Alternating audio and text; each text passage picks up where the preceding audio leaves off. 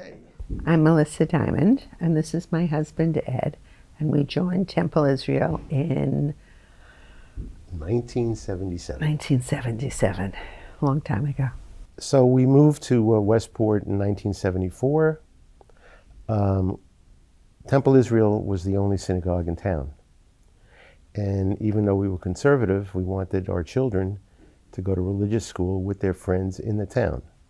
And we heard only nice things about Temple Israel, and that's how we joined. And we grew up in Brooklyn, and we're both very involved, and our families were very involved in our synagogues, and so that was always part of our lives. He and his wife were the two loveliest people. He was an absolutely inspirational man, and when he gave a sermon, it was incredible. You left the synagogue feeling that you had learned something or you were inspired about something. And he just had such empathy, and he was the man during the civil rights era. And I think everybody knows the stories about Martin Luther King and so on. He was just a fantastic man. When Rabbi Orkan came, he didn't have a home yet. And he He's still being interviewed, I think. I don't think he came for an interview. Yet. Yeah. Right, he hadn't been selected yet. And he stayed at our house, right? Yeah. And we spent the evening together, and it Slept was really over. Yeah. And when in the early days when he was here, he lived with the Paukers until they had their home. After he was selected and started his term, but it was just a great beginning with him. And I particularly, as I think I said, loved the whole social justice connection that I had with him. When Michael came and my mom passed away, he was just amazing. And he, shortly after that, at the first High Holiday services, he added something to the Yiska Oh yeah, he does it every service, year. and he has done it since, and he'll mention, and the first one, or one of the ones, all of a sudden I heard him, my mother's name was Georgiana, and he said, and Georgiana was this, and I thought, oh my God, he's talking about my mother. Maybe he didn't say the names. And then he would go on and say several other people. And he has continued to do that. And I think it's personal, it's beautiful. It's a beautiful tradition. Yeah, I think he brings a lot of that warmth. And he's so smart. I always say that when we moved here, you could not buy Hanukkah paper at Klein's. Meeting Jewish people was not difficult. We had a lot of Jewish friends. We still have a lot of Jewish friends. It's certainly become much more of a Jewish community. It's funny, by the time we came to Westport, we actually, one of the many other reasons we moved here, is we thought that there was a Jewish community here. And when we first started to go to services, I was always just kind of blown away by we were so young, and there was some incredibly people of high stature, sophisticated people like Leo Nevis, people who were really respected both inside of the temple community, but in the broader community. We felt good about the fact that we had made a choice of living in a Jewish community that was growing and vibrant. Very proud of our temple's positioning as it relates to the community, the interfaith community at large, the social community. As pressures have fallen upon us, our clergy and our members have really been at the forefront, if you will, of dealing with these issues in a positive way. And to have been here for this long and to be part of helping to build for the future is really a wonderful thing. We are a congregation, I think, for the 21st century. I think about every event with our children. I think of sitting on the bima when our kids were born, bat mitzvah and the weddings, and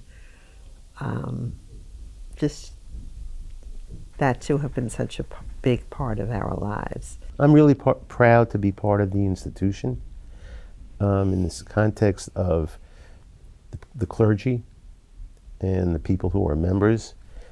Wherever you go, if you say to somebody, we belong to Temple Israel in Westport, if they know anything about the Jewish community, they have positive things and nice things to say about us. And it's always makes you feel good. Yeah.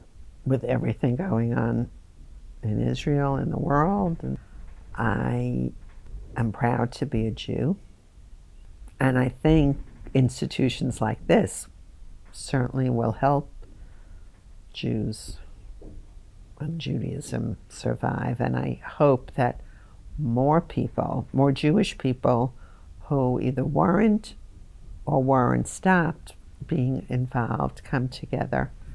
And I think more of that has happened. Some of the meetings that have been held here, where it's been filled to the brim, I think shows that this is a place where people feel safer, where people want to participate. For the first time in my life, I've started to, when you ask the question, how does it feel, what does it feel like to be a Jew and a Jew in this community, I never think about it. I've never thought about it. I'm Jewish. I participate in Jewish things. It's the fabric of my life. We are an incredibly proud and storied and historic people. And for the first time ever, I fear for our futures in a way that has not existed since World War II. I fear for our everyday living. I fear for our place in America. It has given me pause to think about a lot of things about what it means to be Jewish and what we would do to ensure that Jewish community is maintained into the future. I always feel proud of us, but I feel we're at risk, which is different than I've ever felt in my life.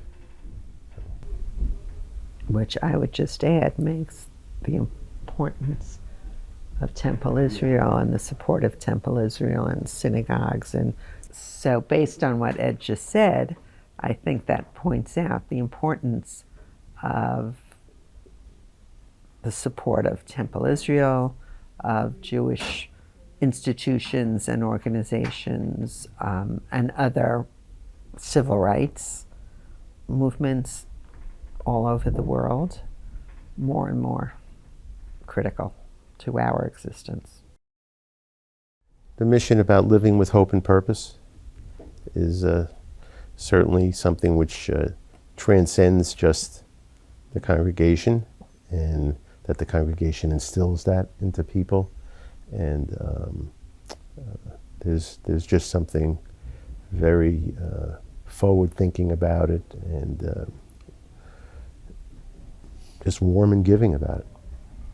Being part of the Jewish community in a tangible way gives your life much more purpose. It's something to aspire to hold on to feel good about, and as opposed to just living your life, you're living your life in a Jewish community in this purpose. And that's why we still keep kosher at home. That's because of my father. Right. I sort of couldn't